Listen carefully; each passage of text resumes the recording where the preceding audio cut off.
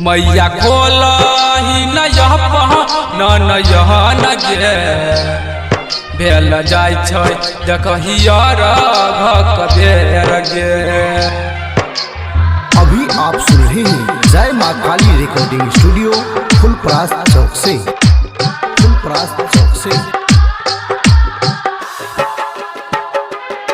मैया खोलही न यहन गे भेल जाय छै देखहिया रघक बेर गे।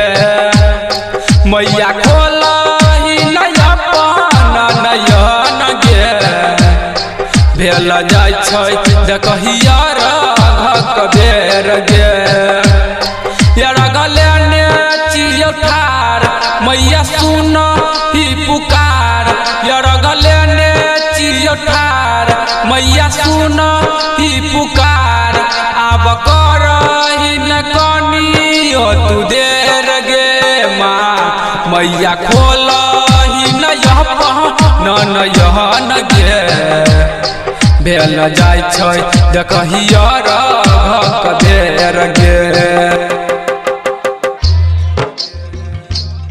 मैया खोलही न यहन गे भेल जाय छै देखहिया रघक बेर गे।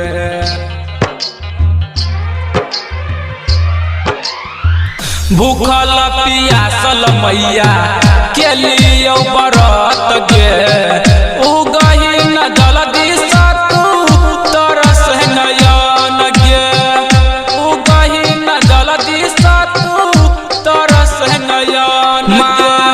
भूखल पियासल मैया के लिए व्रत गे उगही न जल्दी सा तू तरस नयन गे, तरस नयन गे। छठी मैया करही न तू आब देर गे भेल जाय छै देखहिया रघक बेर गे। मैया खोलही न यहन गे भेल जाय छै देखहिया रघक बेर गे।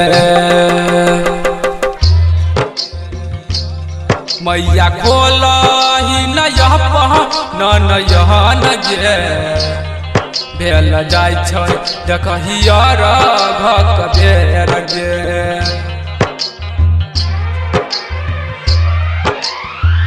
जोरे जोरे नारियल मैया तोरे चढ़ेबो, जोरे जोरे सुपवा गे मैया संगे लेने अयबो, जोरे जोरे सुपवा गे मैया संगे लेने अयबो। माँ जोरे जोरे नारियल मैया तोरे चढ़ेबो, जोरे जोरे सुपवा गे मैया संगे लेने अयबो, संगे लेने अयबो। निरमलिया ओम कर छौ पुकार गे भेल जाय छै देखहिया रघक बेर गे। मैया खोलही न यहन गे भेल जाय छै देखहिया रघक बेर गे माँ। जय माँ काली रिकॉर्डिंग स्टूडियो फुलपरास चौक से। 91 13 90 67 65।